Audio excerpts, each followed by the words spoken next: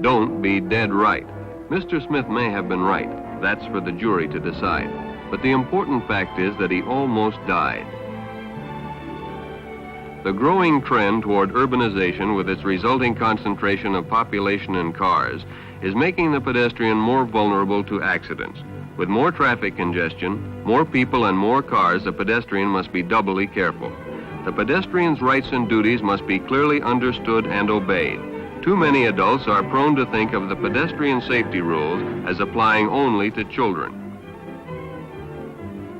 For instance, most adults know that to be safe, one must wait for the new green light. Yet time and again we'll disregard this safety rule because we're in a hurry and cross after the light has been burning green for some time, only to find ourselves stranded in the middle. Not only have we disobeyed a safety precaution and made ourselves vulnerable to an accident, but we have been discourteous to the drivers who are forced to wait. So if the signal is an old green when you arrive, wait until the cycle changes and proceed on the new green light. The same rule applies for the walk and wait or walk and don't walk type of signal. Yet how many times have you found yourself stepping off the curb on a don't walk signal and being forced to dodge the rushing traffic before reaching the safety of the sidewalk? Though most state laws provide the pedestrian safe passage even though the light has changed, only a fool would jeopardize his life by being careless. Generally, state laws recognize the pedestrian's right-of-way in marked and unmarked crosswalks. However, state laws differ, and it is advisable for pedestrians to acquaint themselves with local laws of their state.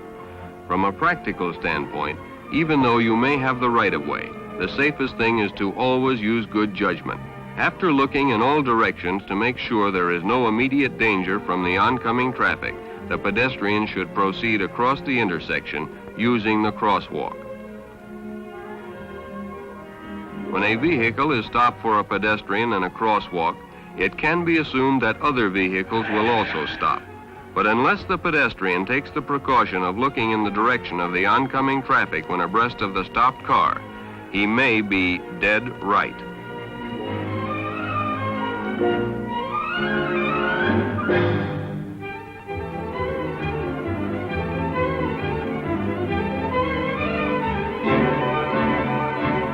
Another case where the pedestrian could be dead right is if he were foolish enough to step off the curb into the crosswalk, into the path of the oncoming vehicle, when the vehicle is so close that the driver wouldn't have time to yield or stop.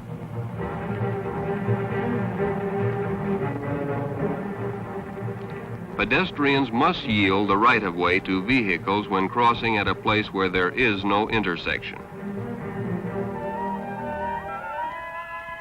A jaywalker can never be dead right, but he most certainly can be dead wrong, and often is. In fact, crossing between intersections is one of the great causes of pedestrian fatality.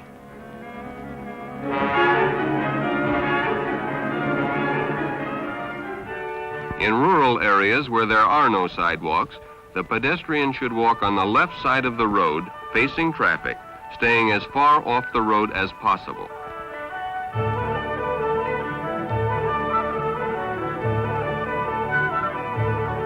With the cost of transportation ever on the increase, many young people think they must resort to hitchhiking.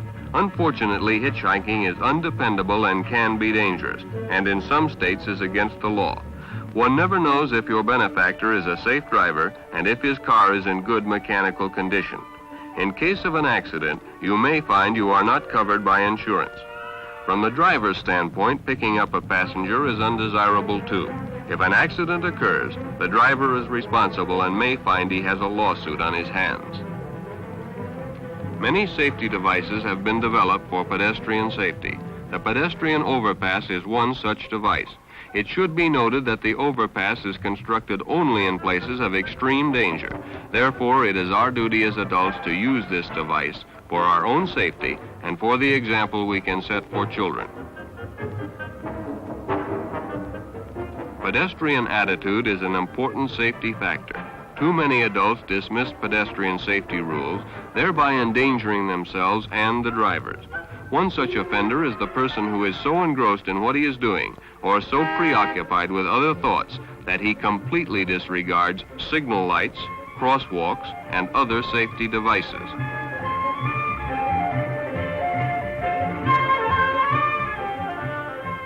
Alcohol and gasoline don't mix. Drinking and driving is a serious offense. But we don't give much consideration to drinking and walking. Yet statistically over the years, it has been proved that more pedestrians than drivers have had fatal accidents when under the influence of alcohol.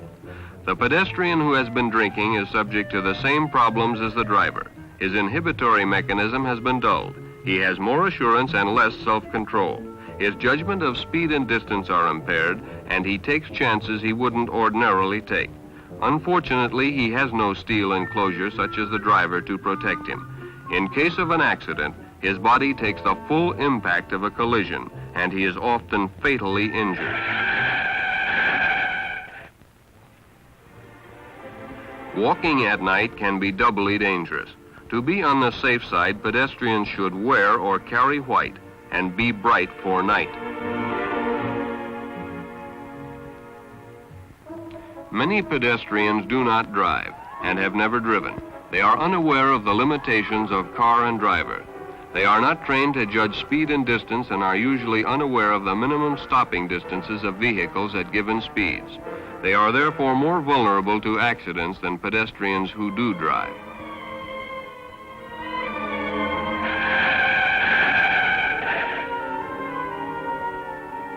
Another miscalculation of the non-driving pedestrian is that he doesn't realize that every car has blind spots, and though he can see the oncoming car, the driver may not be able to see him.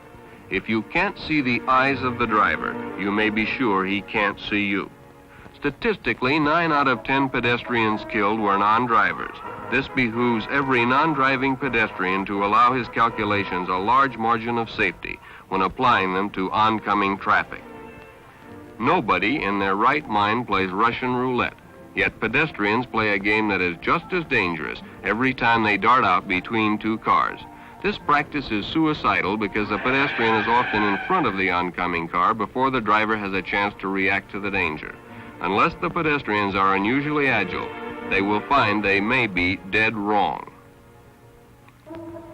Stepping out of a car into the traffic side of the street without looking carefully is another version of the same game. Yet as drivers, we unconsciously do this when we park our car and change from the role of driver to that of pedestrian. It is a strange paradox that one moment we're the driver cursing the careless pedestrian, the next moment we're the pedestrian cursing the careless driver.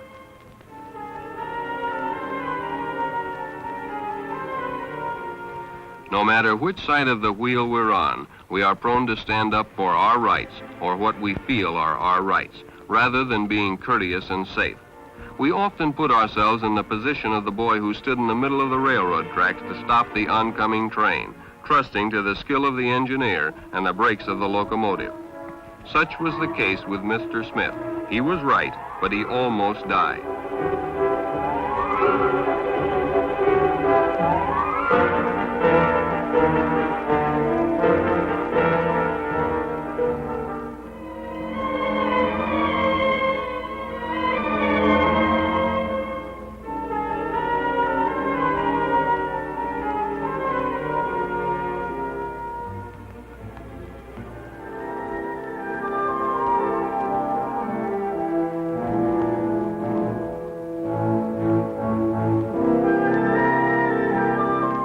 Think about it the next time you have the choice. Be courteous and smart. Don't be dead right.